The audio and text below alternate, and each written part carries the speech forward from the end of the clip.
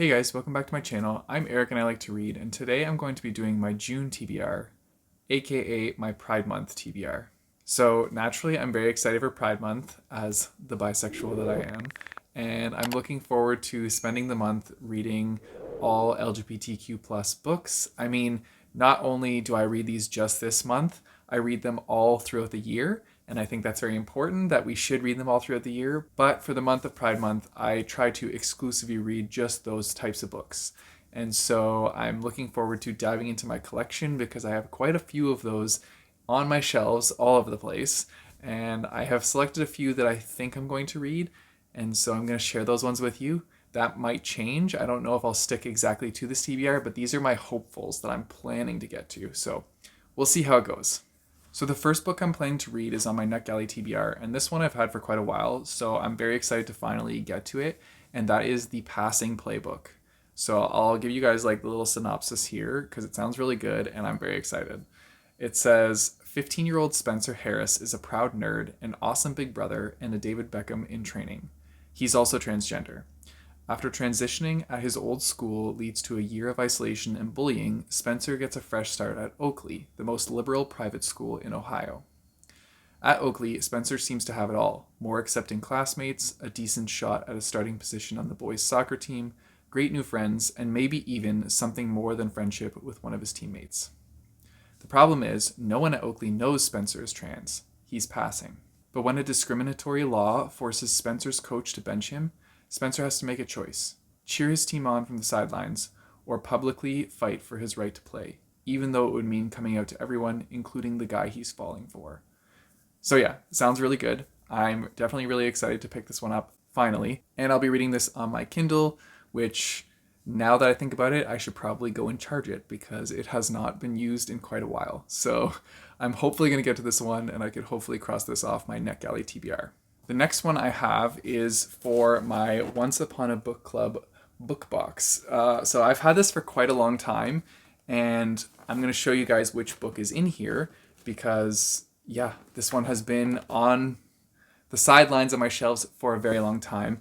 I've been looking forward to doing another one of these like reading vlogs where I go through and open the different things on the different pages and talk about it and be all excited.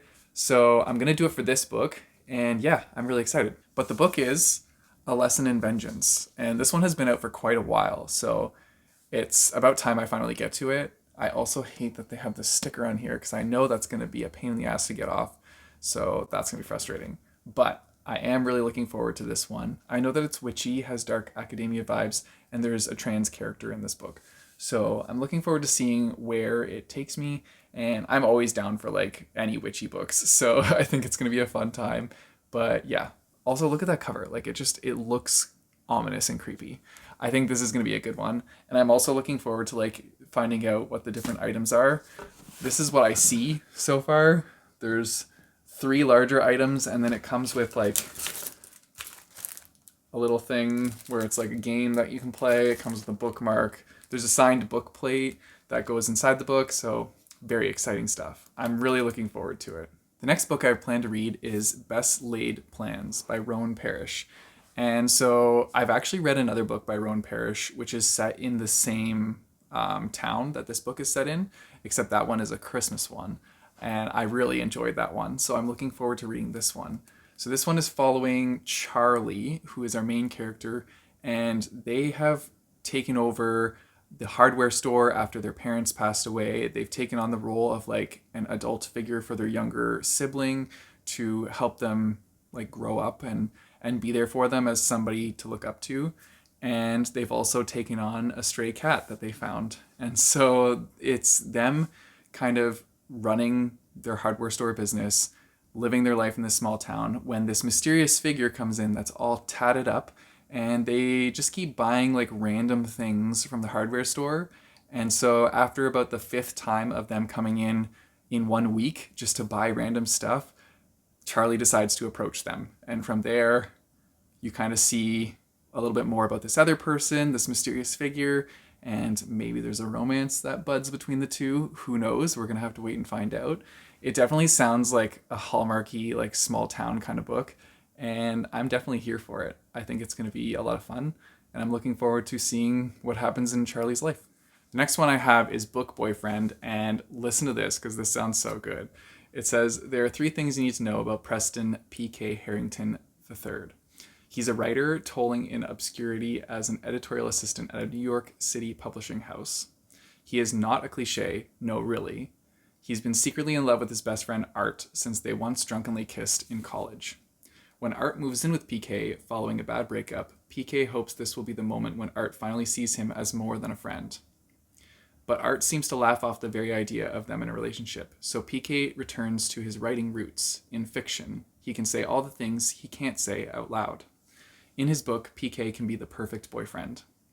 Before long, it seems like the whole world has a crush on the fictionalized version of him, including Art, who has no idea that the new book everyone's talking about is PK's story. But when his brilliant plan to win Art over backfires, PK might lose not just his fantasy book boyfriend, but his best friend.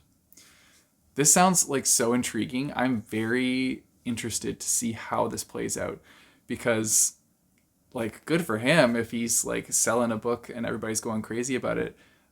But in regards to like the relationship wise, I don't know what's going to happen. Like, it sounds very like up in the air. So I don't know. We're going to have to see how it goes, but I think this one's going to be definitely a good one and I'm really looking forward to it. And then the last one I have on this list, which I received a long time ago and I really want to get to it, is Teddy Spencer Isn't Looking for Love. And I've had this one for so long, but I don't know why, because I read the back and it sounds so good. And I don't think I can sum this up better than what this says. So I'm going to give you what it says, but it sounds amazing. Listen to this. Teddy Spencer spends his days selling design ideas to higher-ups, living or dying on each new pitch. Stodgy engineer types like Romeo Blue, his nemesis, if you can call someone who barely talks to you a nemesis, are a necessary evil. A cute necessary evil. Working together is bad enough, but when their boss puts them both on a high new stakes project, working together suddenly means sitting uncomfortably close on the same plane, staying in the same hotel room with only one bed, spending every waking minute together. Turns out Mr. Starched Shirt has some hidden depths, and it's getting harder to ignore the spark Teddy feels with every brush of their hands, with every knowing glance. He might not have been looking for this connection with Romeo, but will he ever be ready to let him go? Ooh, this sounds so good. I'm really excited. I think this month of reading is going to be fantastic, and I am looking forward to all of these books that I have talked about. It's going to be such a fun time. I would also like to encourage everybody to support any LGBTQ plus charities this month if possible. I mean, we should be supporting them like every month, but this month especially, it would be really cool if you guys did that. I might do a fundraiser. I haven't decided yet if I'm going to do that. I do know that my hometown is having a Pride event weekend, which I'm kind of bummed because it's the same weekend that I have to attend a wedding, but I'm very excited that the small town that I come from is actually doing that, because growing up in that small town, this like didn't exist. So it shows that there's been lots of growth, and I'm very excited to see that such a small place could have growth like that. And I'm looking forward to seeing where they go and how much more they grow as a community. But anyways, I just strongly encourage participating in Pride events and even just like donating if you can. Anyways, that's it for my TBR, you guys. Let me know what you're going to be reading in the month of June, because I'm always excited to see what everybody else is reading. And yeah, if you guys want to support me, I have a Patreon and a Ko-fi page, which I'll put in the description down below, as well as a link to buy my bookmarks. You guys know the drill. Don't forget to like and subscribe. Hit that bell notification button so you get notified when I post new videos.